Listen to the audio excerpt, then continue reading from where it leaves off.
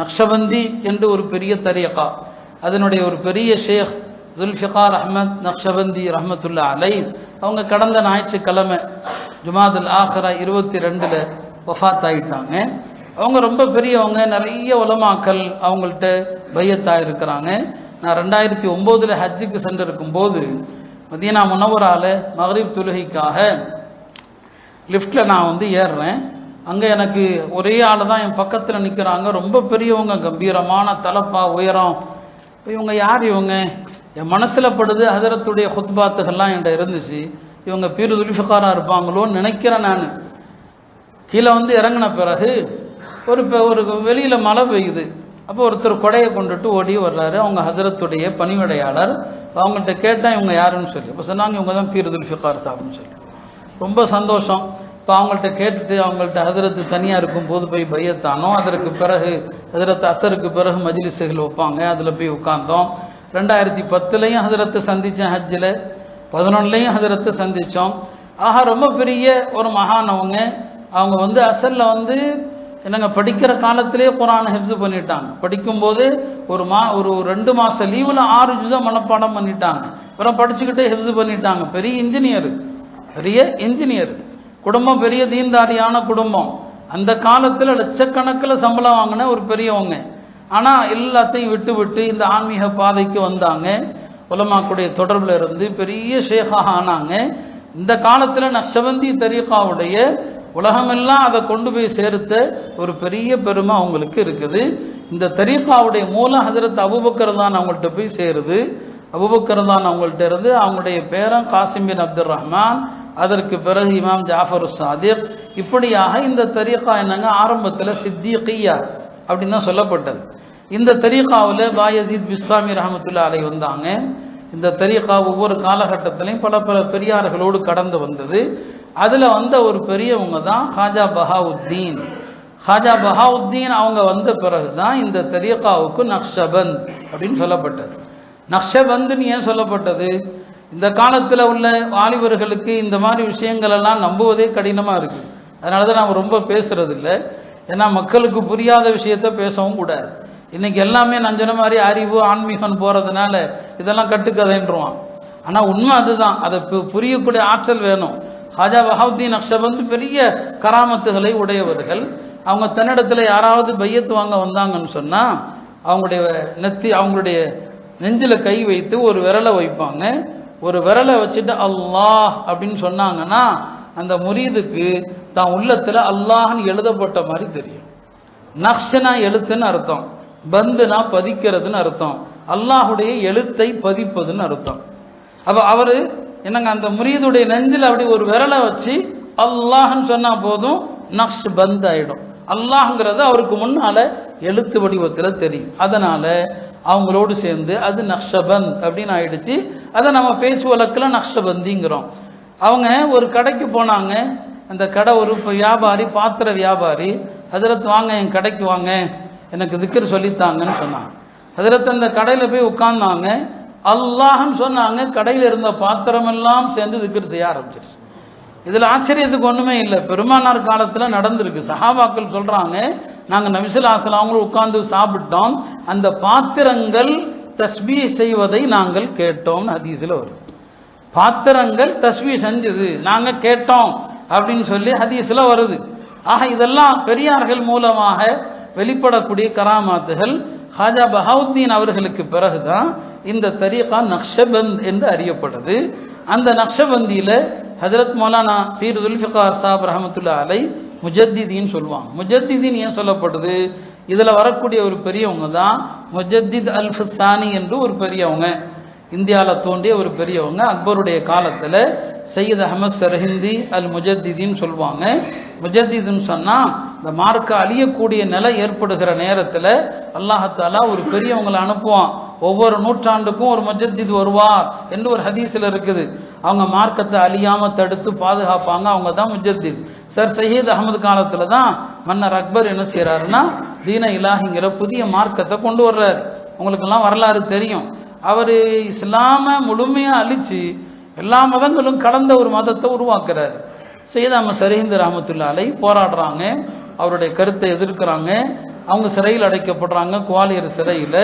அக்பர் கடைசி நேரத்தில் திருந்தியதாக வரலாறு உண்டு. அவர் தௌபா செய்திருந்தால் நாம் அவரை பற்றி பேசக்கூடாது. ஏன்னா அத்தாயிபு மினத்தம் கவல்லா தம்பலஹு, ஒருத்தன் தௌபா செஞ்சுட்டா பாவமே செய்யாதவனை போல அக்பர் கடைசி நேரத்தில் தௌபா செஞ்சதாக கருத்து இருக்குது. அக்பர் பிறகு அவருடைய மகன் ஜஹாங்கீர் வர்றாரு. ஜஹாங்கீரோடும் ஹஜ்ரத் அவர்கள் தொடர்பு கொள்றாங்க.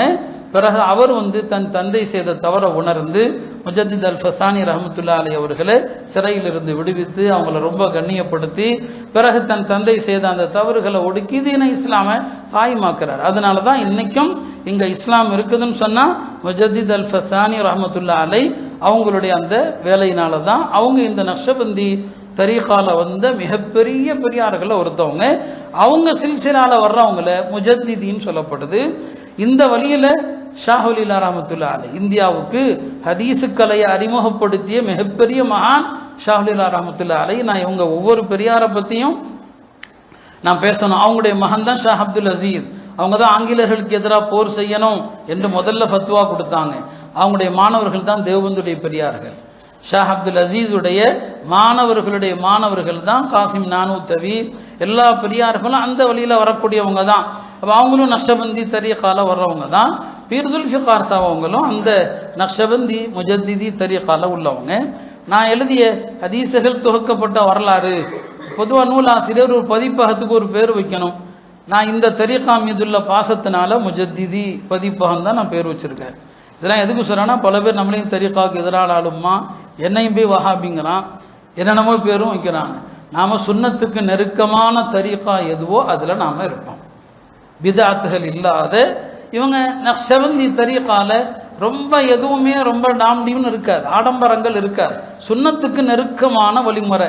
இந்த தரீகால திக்ருகளை விட முராக்கபாவுக்கு தான் அதிகமான முக்கியத்துவம் முராக்கபா தான். ஒரு நாளைக்கு 4 மணி நேரம் 5 மணி நேரம்லாம் முராக்கபா இருப்பாங்க. ஹஜ்ரத் ஜுல்ஃபிகார் ரஹ்மத்துல்லாஹி அலைஹி அவங்களே கூட சர்வ சாதாரணமாக 4 மணி நேரம் முராக்கபாங்கிறது என்ன சரிங்களா, உட்கார்ந்து கண்ணை மூடிக்கொண்டு அல்லாஹ்வுடைய ரஹமத் என் மீது இறங்குகிறது அப்படிங்கிற ஒரு சிந்தனையில மனதை ஒருமைப்படுத்துவதான் முராக்கபா. அதுக்கு அவங்கள்ட்ட பல பாடங்கள்லாம் இருக்குது. முராக்கபாவுடைய பயிற்சி எல்லாம் கொடுப்பாங்க.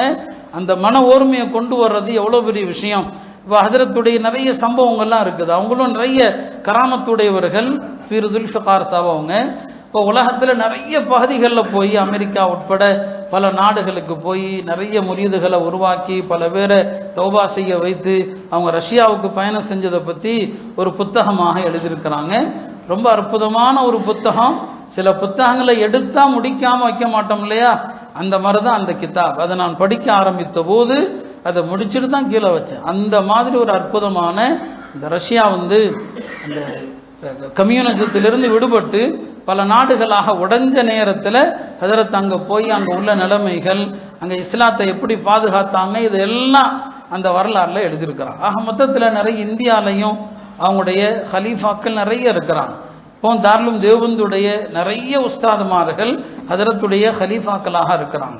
ஆக நம்ம காலத்தில் நாம் பார்த்த ஒரு மிகப்பெரிய மகான், ஒரு மிகப்பெரிய வலியுல்லா பீர் ஜுல்ஃபிகார் சாஹிப் அவங்க.